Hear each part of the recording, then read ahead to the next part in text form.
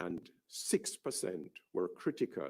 It was among the very old, those over 80 years of age, 22% of them, unfortunately, who became ill and had to be admitted to hospital actually died. But most persons, in fact, will recover. Again, in China, we were able to identify the clinical course of infection. On average, the incubation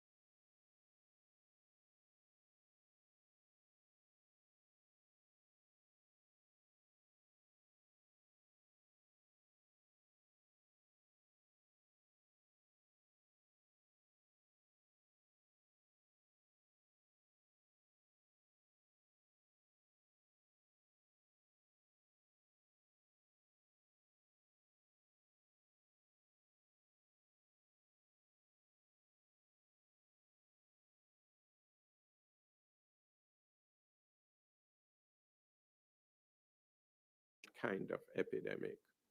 And they had early recognition and moved very proactively, fast before it became a crisis. They tested early, often, and safely. They did contact tracing, isolation, and surveillance. They used technology. They used cell phones to help them with contact tracing and alerting persons who may be at risk because they were exposed to someone who was found out to test positive and had the infection. They enlisted the public's help. They controlled their borders and tested people coming in. And of course, they reassured and educated the people while fighting misinformation. Now, there's a story about two towns in North Italy. One of the towns was called Vo, and they tested all 3,300 inhabitants. Now, I'm not giving you the exact numbers, but approximately 100 tested positive, 3% of the population. And they found that of these 100, 50%, 50 of them were asymptomatic. So the early testing and action to quarantine and isolate helped to control the spread in Vo. In another town in North Italy, where there was minimal testing, it resulted in significantly more cases. So the importance for us of aggressive testing, we must test all suspected cases, all close contacts, whether the contacts, once they're close, whether they're symptomatic or they are asymptomatic, they need to be tested. All patients with pneumonia, persons who have any of the symptoms that could be consistent with COVID, influenza-like symptoms, these people need to be tested. And of course, frontline workers. And then the final message is the importance of international solidarity. And the WHO report in China made the point that true solidarity and collaboration among nations is essential to combat the common threat of COVID. Information has to be shared rapidly. Now, the World Health Organization sounded the alert early and advised countries repeatedly to act. The WHO has provided a whole range of superb technical advice, resources. In Jamaica, we got our initial testing kits through the help of PAHO and WHO. And they've been doing this internationally. Countries must act to support each other and one another.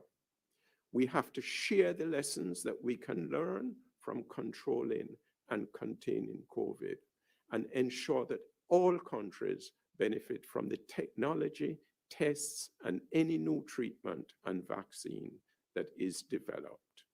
Now, just a couple other examples of solidarity. We were able to get help from Cuba with nurses and doctors, ICU nurses. A team of doctors from Cuba went to Italy to help them when they were under stress. There was a millionaire in Asia who sent supplies over to Latin America, South America, to help countries there. So it is important that we recognize that we're all in this together. And those of you who have seen the scenes in Italy when people come out in the evening and together sing, and throughout the world, in the United States, in Italy, in Europe, in other countries, people come together at particular points to pay tribute to the frontline workers, the healthcare providers. But it's not just healthcare providers who are on the front line, all the frontline workers, to offer solidarity to them because they are taking the brunt of the response, and we all need to support them. Thank you. Thank you very much, Professor Figueroa.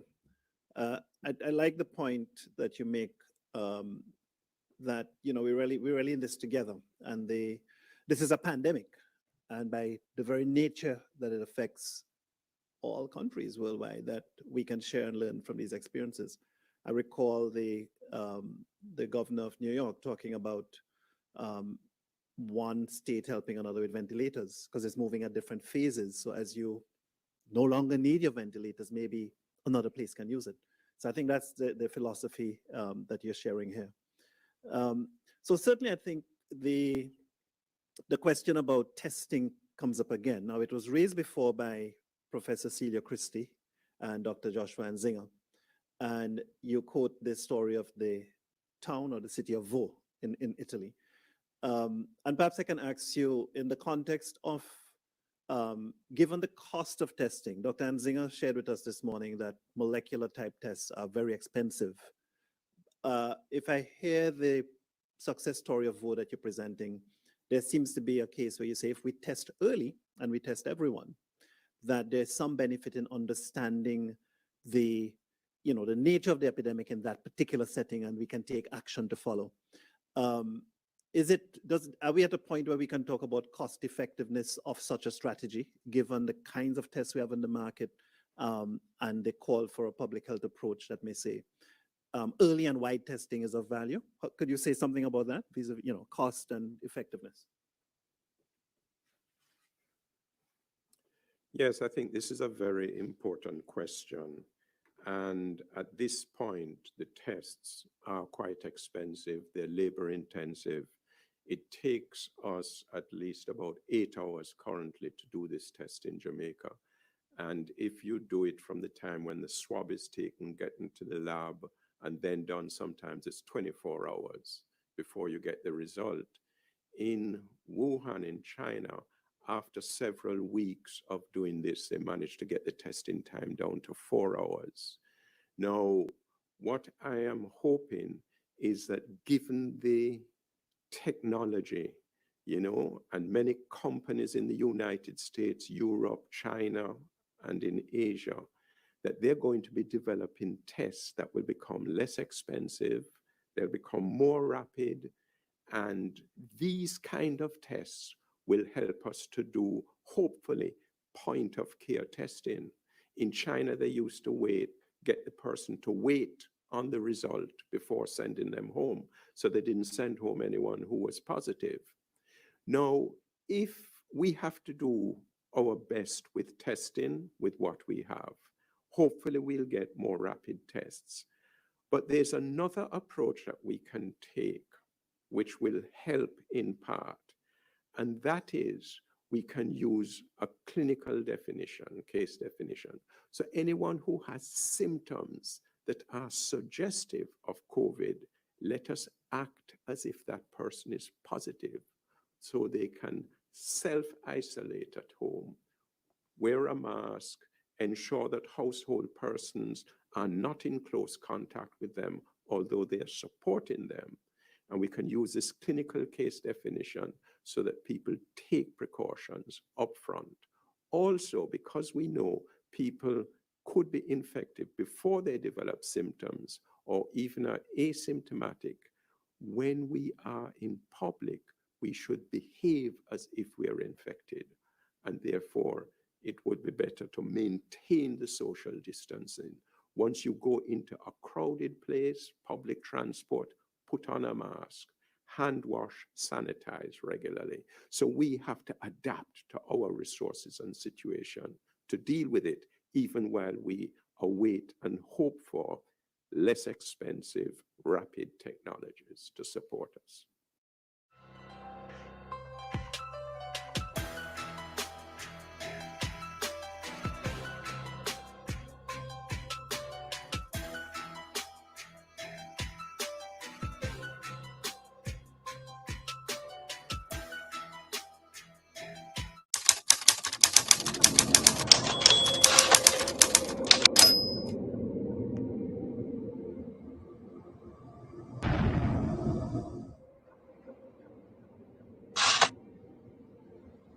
Let's settle this once and for all this Saturday night, April 25 at Fame Island Frequency, where dance hall meets soca from 9 p.m. till midnight. Which one gets you moving on the dance floor? Well, you decide as DJ Narity and DJ Wizkid of Fame FM and DJ Roderick and DJ Xavier of Hits 92 fuel your party fire on the dance floor. It's Fame Island Frequency, the soca versus dance hall episode, live on Fame 95 FM, Hits 92 FM, RETV cable channel, and One Spot Media, plus hashtag Fame Island Frequency on all our social media platforms. Get your Smirnoff before the curfew and party with us. WhatsApp or call 876-771-6785.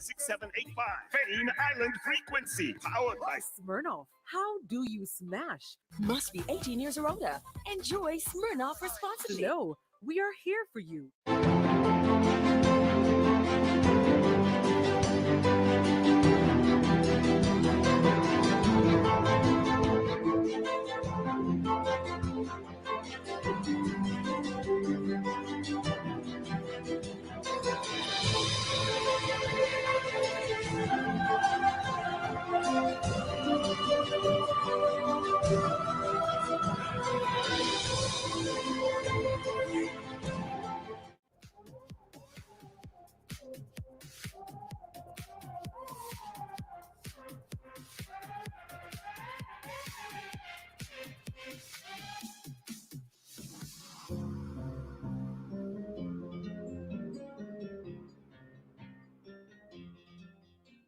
Good day and welcome to JNN's Insight. Today we bring you some of the presentations from the UWI COVID-19 teleconference dubbed COVID-19 at UWI Mona, the name Approaching Code Red, put on by the Faculty of Medical Science. We now join the moderator, Dr. Tamlin Paul, Dean of the Faculty of Medicine. I'm very happy to introduce one of my distinguished colleagues, Professor Denise Eldermeyer-Scherer, who is going to bring insights to us on this issue of the impact of COVID-19 on the older population, on seniors, and that's almost all of us now. I think I will qualify in that group. So I'm very eager to hear what she has to say, and also on the issue of pre-existing conditions. Professor Eldermeyer-Scherer is well known in the region at the University of the West Indies. She is Professor of Public Health, Aging and Public Health.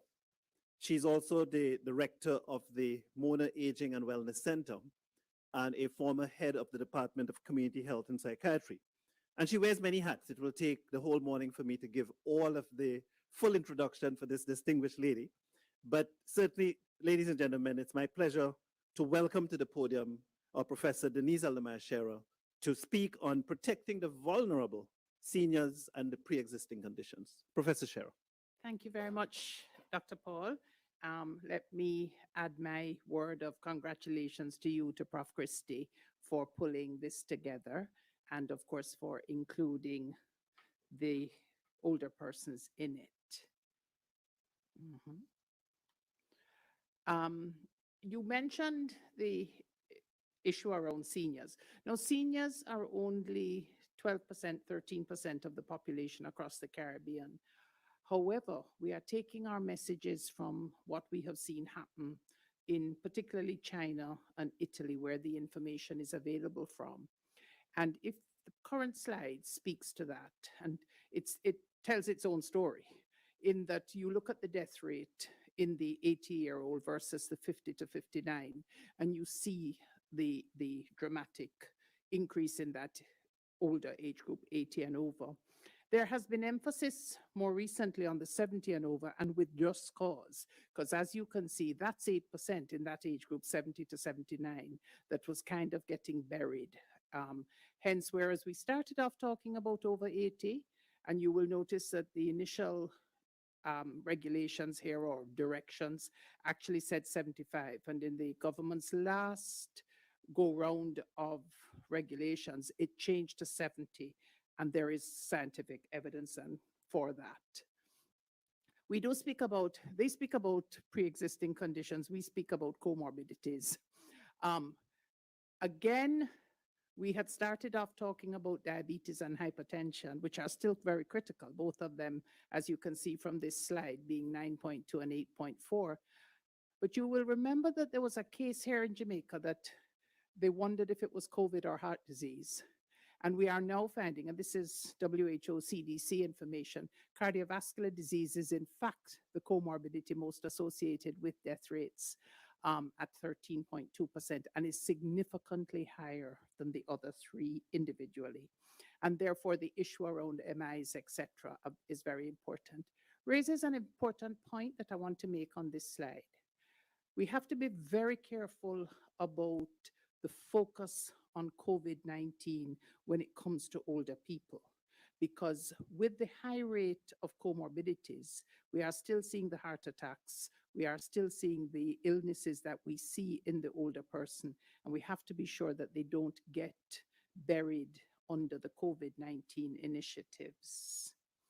So COVID-19 is killing 13.4% of patients over 80, compared to only 1.25% in their 50s and 0.3% in the 40s. Therefore, this speaks to the importance of trying to protect. And we now know something we didn't know 4 weeks ago, and as everybody says, this is very evolving.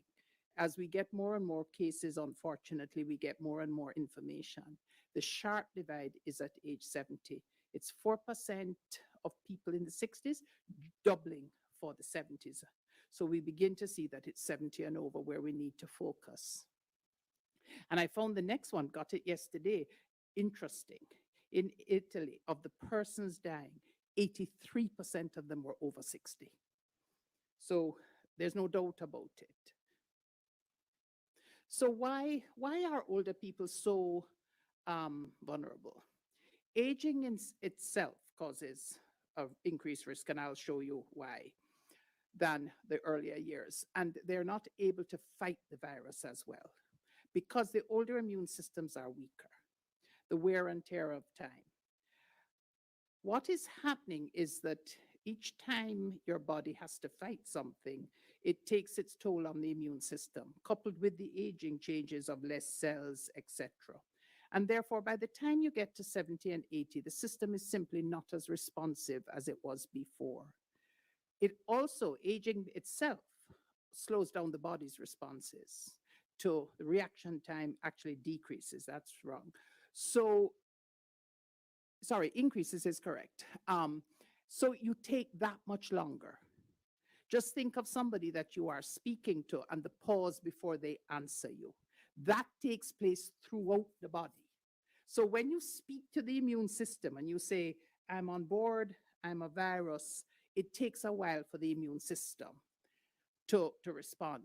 And thirdly, the low-grade inflammation that many older people have constantly due to arthritis, and we have what, 42% with that report arthritis, that dulls the ability to respond. It's a bit like, you're constantly, the analogy that was given is, something's buzzing in the air. Eventually you stop hearing it. Somebody coming into the room hears it. Well, your system is no different. So how do older persons and the wider society, including family and friends, and here we say governments as well, protect older persons? There's really only one option: don't get it. That's the best option for older people. Part of the challenge is, how do we get older people to understand you simply cannot get this thing or you're going to pay the price? So we need to protect older people. How do we protect older people?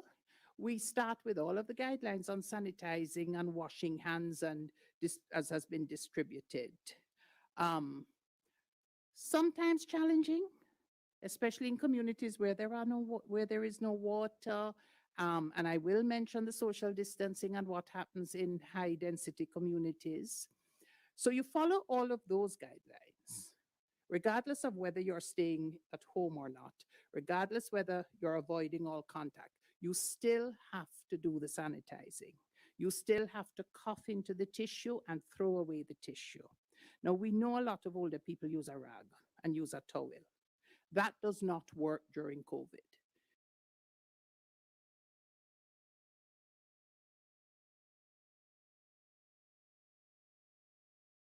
That might save your life. So older people do this by staying home and avoiding close contact. I don't like the term social distancing, because social distancing in older people leads to social isolation. And therefore, we prefer physical distancing for older people to get across the point that, yes, you need some social interaction. And unfortunately, this does include family and friends. So the grandchild climbing all over you has to be from a distance. The grandchild can come into the room, but you and your children are going to have to learn to communicate from at least 6 foot apart. It's not ageism, it's not discrimination. I keep hearing that it's a penalty. Some say that this is just too much. But honestly, it's probably one of the first times that so many people have wanted to protect our older people so well. And we really need to take it as a blessing and say that we are at least being recognized as an important group. So it's not, it's care, it's love. So social isolation is a real concern for older people. Older people are already combating loneliness. One little interaction is to go to church. One only has to look at a churchyard after the service is finished and people are hanging around for an hour or two talking. Going to the supermarket, as one lady told us on the radio the other day, and she was, 85? Nobody can pick my meat for me. Nobody knows whether the pink is the right pink or not. We suggested to that lady that she have her son, who is doing her shopping, send her the picture. She does have a smartphone. So we suggested he could send her 4 or 5 pictures. She could tell him which one. To which she said, but I haven't touched it.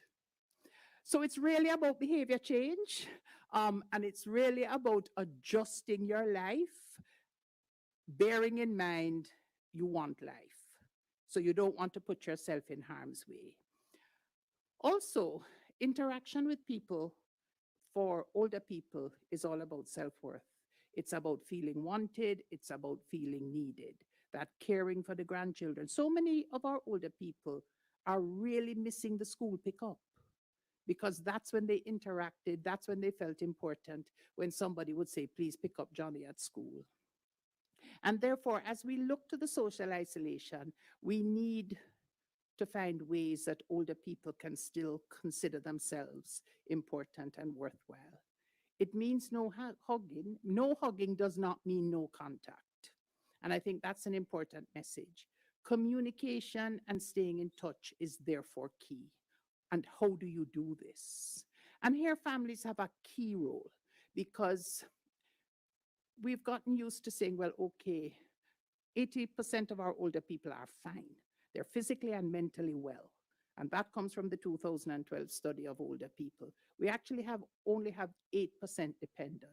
So most older people have gotten used to making life for themselves. And we're now taking that away from them. So we need to make the suggestions as to what else. Church is a big thing. So find church on radio and TV. They may not, and this is family again, have a critical role. So family is going to have to step into this gap. Family, of course, here does not mean biological only. Many of our older person has the person next door, the neighbor next door, who is the real family, the 24-hour family. So family here is your community family, your church family. Someone can come, yes, they can come, because if they sanitize and they put on their gloves, they can find out where on which channel, because most of us with 700 channels haven't a clue where to go. So one of the gifts that you can give an older person is to go and find their church service for them and show them which channel and how to get there. Mark it. Where on radio? We have so many radio stations now. The younger people can find out which church service is going on, who is doing what. Is it Reverend Blair? Is it somebody else? Who is the sermon for Sunday? And I warn you, older people do not think it's church without singing. And they say they have to hear the sound. So you have to get a real church service. Stay tuned. We'll be right back.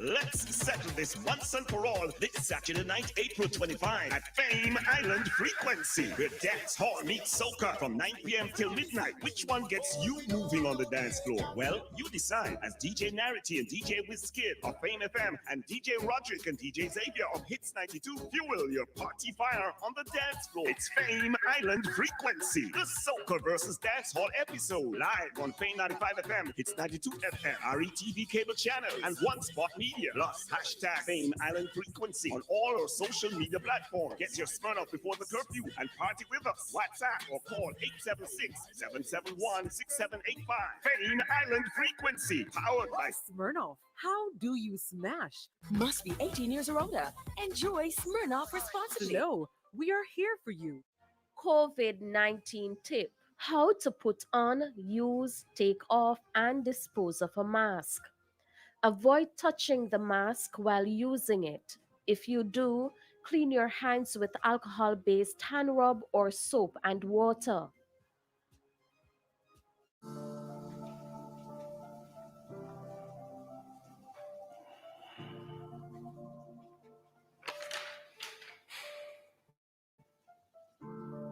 Brutality isn't a legality. There's no rationality as to why this abnormality should become a mentality. A mentality which kills and torture. Are you really telling me you're afraid to speak up because you might be called an informer? Let us break the barrier of brutality and enforce it with alacrity. If you know someone who has been victimized, I charge you to I, interrupt their situations before their O. Oppressor continues to L, lurk in their lives. Let us E, extend our hands to our brothers and sisters who are being victimized, and N, never see violent acts and ignore them. Let us C, come together and be the E, example, so we may end a barrier on brutality.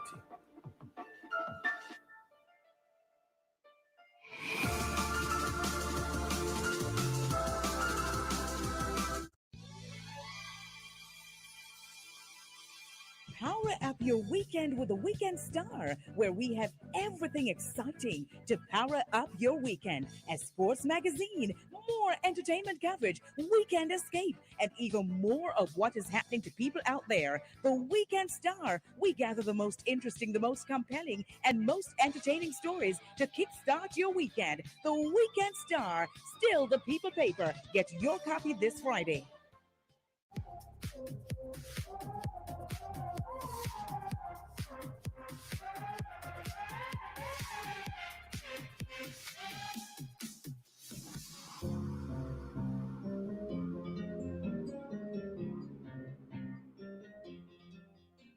Welcome back to Insight. Today our program involves passing on critical information concerning the COVID-19 pandemic. The name of the teleconference, COVID-19, Approaching Code Red. One of the keys to successful aging is having a routine. Now, most older persons' routine has been dislocated by this social isolation. They are used to going to the supermarket on a Thursday. They're used to going to church on a Sunday. They're used to going to the pharmacy. By the way, pharmacy and doctor is an outing. It's not just, we're saying get a relative to pick up. We are removing an hour of social interaction. So they need to have a routine. So it's for a family member to sit and figure out what is the routine for the next 4 to 6 weeks, and a routine which has some interaction. Maybe it's doing homework via the telephone with a grandchild, and have a plan for this routine, but also, most importantly, a plan if you get sick. What is the plan? Everybody is being told stay at home, but an older person needs to discuss with somebody. We had a case yesterday where an older person, diabetic, hypertensive, couldn't get up. So we were talking about it. It turns out this morning the person does have to go to hospital. The glucose monitor was not working. So whereas the wife thought it was 48, it was 480. So that you have to be available. Healthcare has to be available, and a temperature of 102 in the axilla, and they don't have COVID. They haven't been out of the room. So the thing is that you have to have a plan. Who will you call? Don't think I'm old, there's no room for me here. Tell somebody if you don't feel well. Equally, reach out to family and friends to discuss your fears. Information is power. A lot of people are hearing about COVID. A lot are watching the television programs, and they're not sure about it. Discuss it. Share ideas. There is an important group of people. There are about 40 to 50,000 of them, and a group that have real issues when it comes to COVID. They have difficulty understanding all this information and facts. What they know is that their life has turned upside down. They used to walk outside, suddenly you're telling them to stay at home. One patient that I have has very agitated because her daughter is at home. If her daughter at home means her daughter lost her job. Her daughter at home does not mean that she's asthmatic and has to be at home. She's lost her job. And she, the mother, is now a burden because with no money, how is she going to look after her? She does not understand COVID. So they're going to have difficulty. They may even have difficulty remembering and understanding the safeguarding procedures. One lady wanted to know why she must wash her hands. Are you trying to tell me I'm dirty? You don't tell me to wash my hands before. And why do you have on a mask? Are you scorning me? That's the world of somebody with dementia. So let us remember these people. They're certainly going to ignore the warnings. They're not going to self-quarantine, and they're not going to isolate. And families are going to get very frustrated because you're telling this person to stay inside and they're going outside. And then there are the caregiver issues. There are many caregivers today who cannot come out of St. Catherine. There are many caregivers that are coming out of areas, and the family wants to know how to test them because they're coming out. I was talking to one who's coming from Spanish Town. So we have said do temperatures because they can't get tested. The mother in this case has a peg tube, so she is at risk. Can the caregiver come? Persons in the rural areas have a benefit here because rural areas, even with crowded houses, the caregiver can usually stay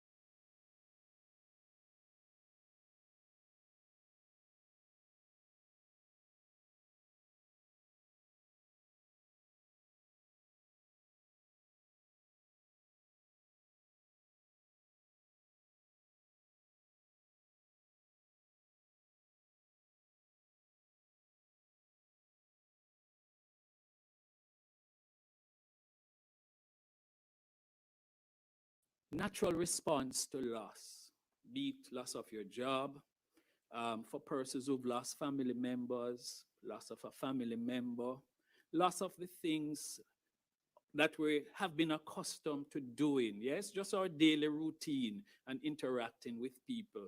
And so I want us to name our feelings. And if you have any other feelings, just write them down. Because it's important that we deal with these feelings. We have to name them, claim it, and tame it. Tame it. And I want us to repeat it wherever you are, right? You may be in a room by yourself, and if somebody hears you saying that, they may think you're going mentally ill, right? But just smile about it. So everybody repeat it. We're going to name it, claim it, and tame it. I want to remind us in these times to be compassionate with yourself, right? Remind ourselves that our feelings are normal and natural. And when we have these emotions and we go through this emotional roller coaster, it's not a sign of weakness. We have these feelings because we're human, right? In much the same way, cars run on fuel, human beings run on feelings. So we must name it, claim it, and tame it. I want to encourage us to live now in the present. Let's not think about next week, next year. Focus on the here and now. And you know something? Let us be grateful that we're at a place, we're alive. We can be listening to this discussion. Yes? Let us focus on the here and now. And we have to learn to accept those things over which we have no control and focus on the things that we can control. And to remind ourselves that tough times don't last, but tough people do. Let's repeat that. Affirm it in your consciousness. Tough times don't last, tough people do. I just want to turn to our healthcare providers. And I'm numbered among healthcare providers. We're on the front line, some of us more so than the others, and I want to commend my colleagues who are on the front line. They're exposed to the COVID virus on a daily basis. They leave their homes in the morning, I'm sure thinking about the possibility of illness or even death. They're working long hours. Many of them suffer from burnout or maybe close to that point. They're away from their family. It must be very difficult for them. And I want us to pause wherever we are at this point in time and applaud them for the fantastic job that they're doing, right? Our healthcare workers, right? And it's important that we also help to protect them by staying home.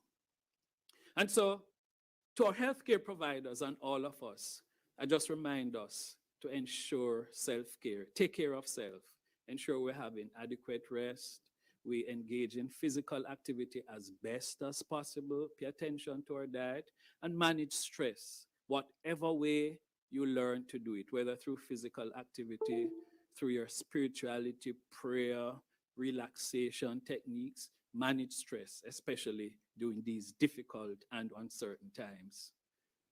It's important that we filter the news. News today can be very confusing, sometimes scary, hopeless. I'm sure you find that that's your experience. Certainly it's mine.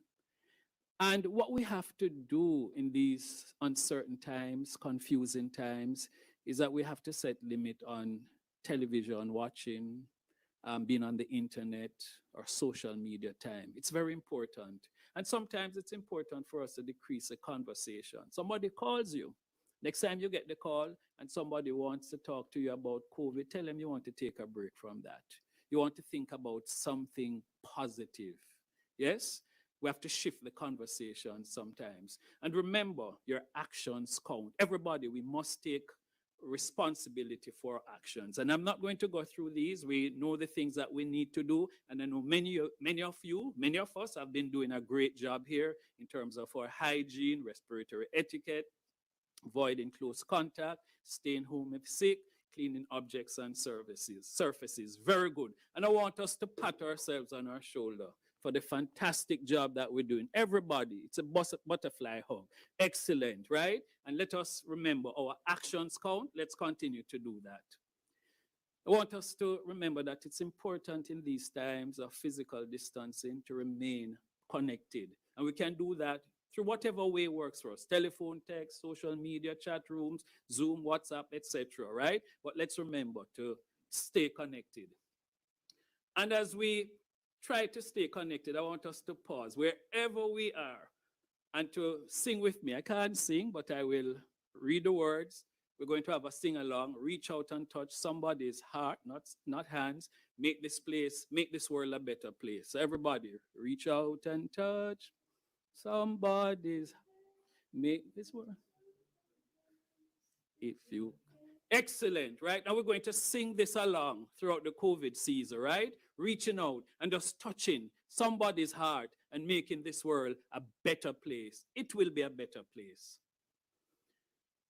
We have to remember to cultivate an attitude of gratitude. I want us today to, in a very solemn way, just count your blessings. The fact that you are here, you're celebrating life, we're alive, right? And to remember that gratitude will help us through these times. And as I come to an end, the mobile phone, telephone is a wonderful device. And for it to function, we have to keep it charged so that we can be connected. And I just want to encourage us, just stay charged and be connected. And I want to say to everybody, thank you. Take responsibility for your lives. Therein lies the hope. Stay tuned. We'll be right back.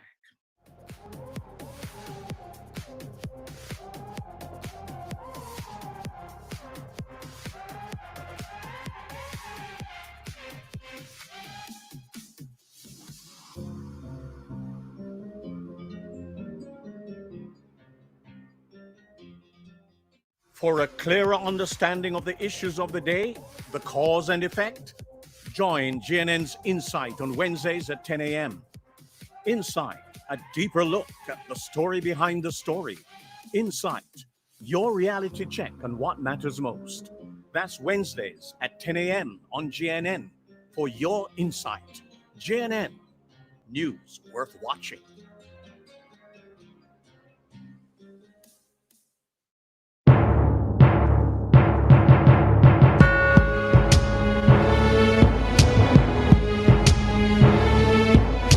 Hi, I'm Shane Masters, producer presenter at the Jamaica News Network. For all your live and current events, catch us right here on JNN. Also, like our Facebook page at Jamaica News Network. JNN, news worth watching.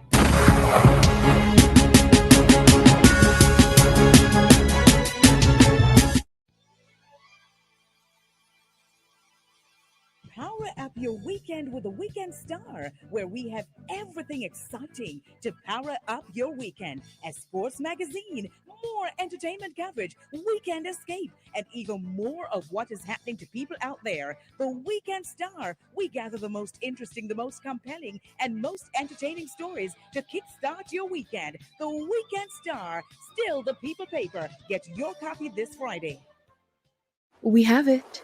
Live. Days, weeks, months, and years. It's never too late. It's all in one spot. Hey folks, good morning and welcome. In food, drop in iFood, make it see you College. Live streaming from all brands, thousands of hours of video on demand. Discover the island's best by downloading the app or typing onespotmedia.com.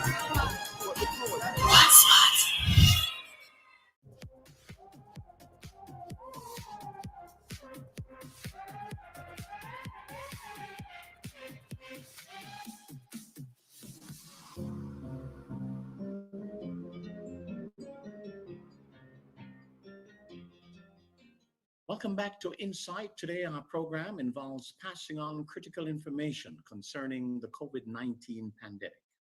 The name of the teleconference, COVID-19, approaching Code Red.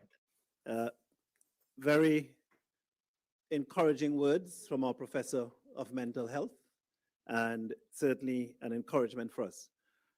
Professor Abel, I have a question from a member of our audience who says that I had COVID-19. I was discharged from hospital. I was tested negative and I'm now fully recovered. But a lot of my family and friends are not as close to me as they used to. I'm now a bit depressed, even though I've recovered from COVID-19. Don't know if you can speak to that person for us. Thank you for that question. I'm glad and I'm celebrating with you that you're much better today. Yes, and therein lies the hope. Unfortunately, a lot of persons who have tested positive have become ill, or persons who have been in contact with persons who've tested positive experience some amount of stigma and discrimination, right? And this is born out of fear on the part of other persons, and probably, I mean, just a need for them to protect themselves. And I think we have to recognize that other people, it's not that they want to reject us, it's not that they don't care for us, but they just want to protect themselves. And it's understandable that you would feel depressed.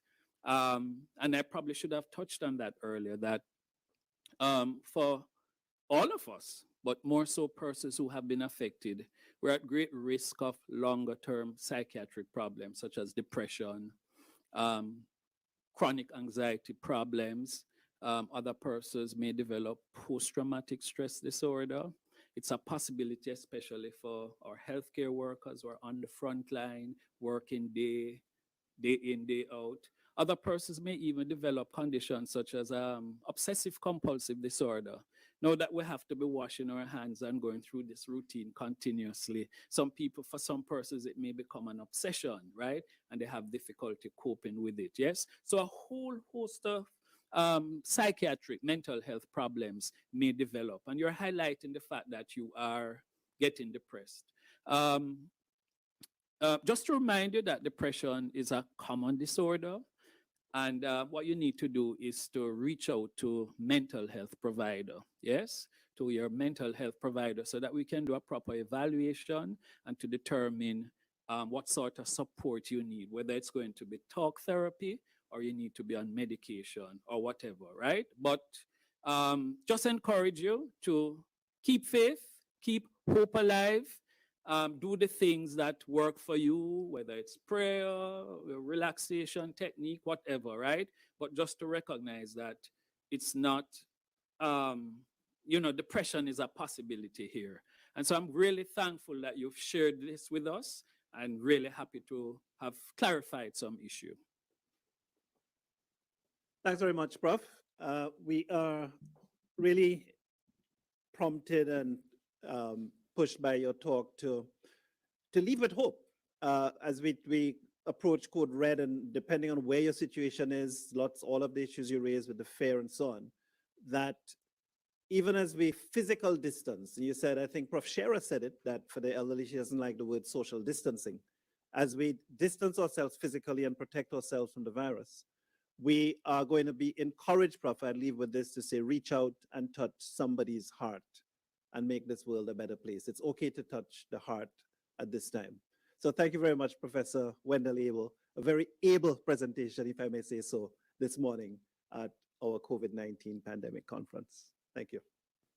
Ladies and gentlemen, we've had a wonderful morning going into the afternoon for our COVID-19 pandemic conference.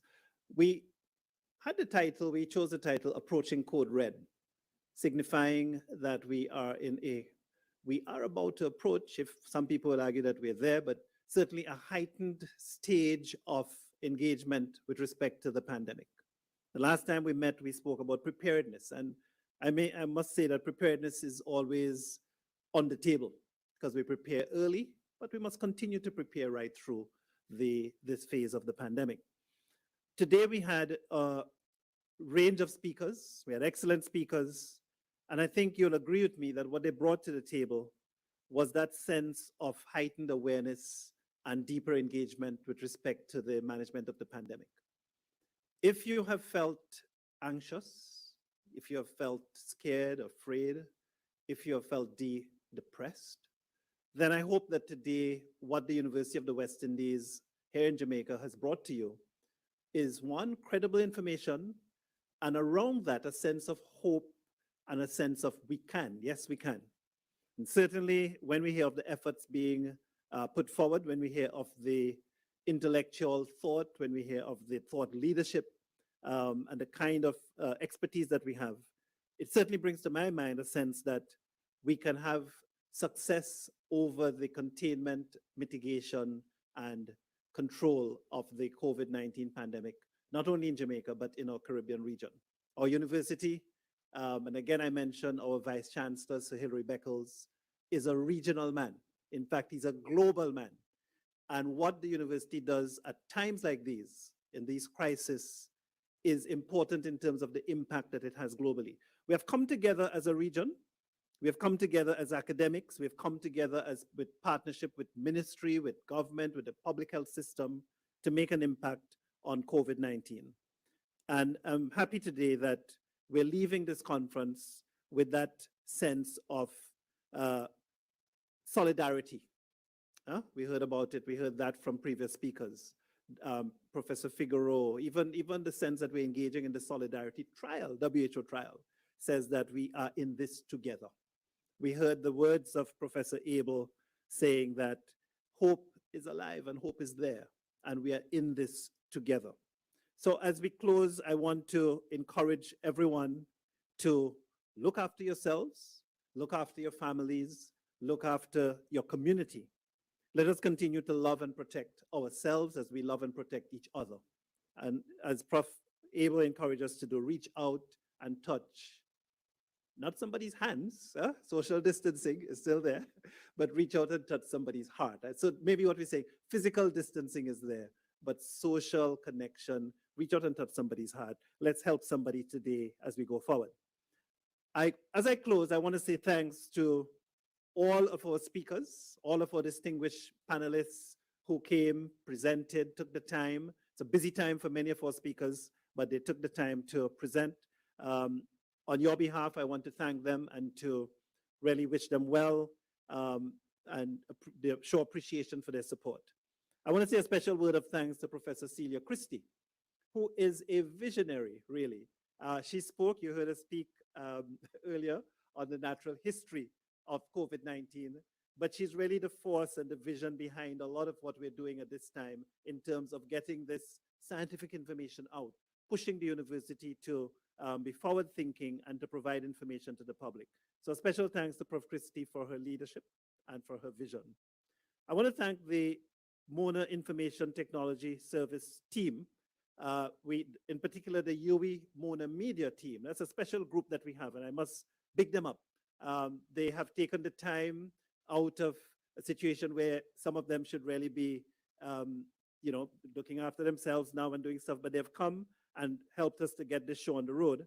And I also want to thank, in addition, my faculty of medical sciences team, in particular, Mr. Damian Brown, Ms. Sharon Roberts, for their support. Ladies and gentlemen, I want to lastly thank you for tuning in. Thank you for clicking on the link and participating. Thank you for your questions. We'll try as we go forward to look at all your questions. I know we'll have a wide range of comments and questions. And as a university, we promise to respond to this. But take care of yourselves. Let's go forward in solidarity as we fight this COVID-19 pandemic. God bless. Stay tuned. We'll be right back.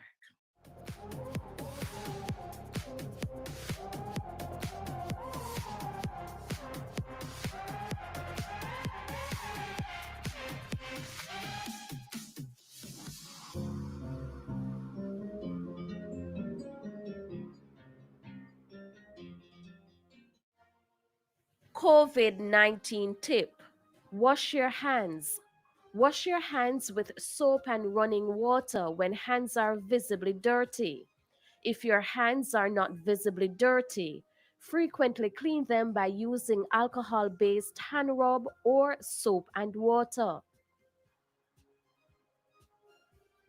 Several persons gathered around an unconscious woman. Team executed a search warrant for firearms. News Rewind on weekends at 8 p.m. on JNN.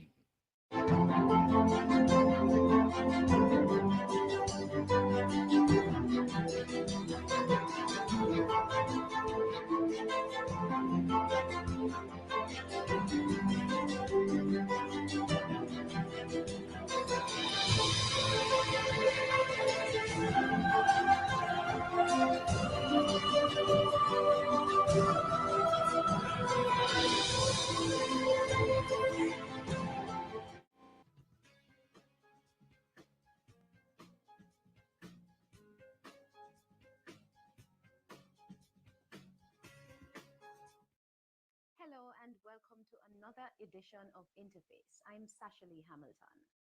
Over 750,000 people of Caribbean descent make Canada their home, and the two regions have been in a healthy relationship for over 200 years. And now we hear it's time to crank it up. Recently, a new Canada-Caribbean Institute was established. Interface this week will highlight the purpose of the Institute, which was launched at the UWI regional headquarters. Leadership involves vision and the ability to go after ambitious targets. In a conversation over a year ago between Dr. Fearon and Sir Hilary Beckles, talking about exchange between university in the usual way, MOU, faculty, staff, moving, joint research, the issue came up of the very important relationship between Canada and the Caribbean. Indeed, Canada, long-standing friendship, and perhaps the most empathetic of the developed countries in supporting the Caribbean. And it was felt that at this time, the relationship could be refreshed, enhanced, and revitalized. And the way to do this was to institutionalize a research program which would be policy-oriented. And hence the idea was birthed of a Canada-Caribbean Institute. We are privileged to be here this morning at the launch of the symposium, the research symposium, as well as the launch of the Canada-Caribbean Institute. Now, the launch of the research-based Canada-Caribbean Institute was also addressed by Jamaica's Minister of Foreign Affairs, Senator Kamina Johnson-Smith.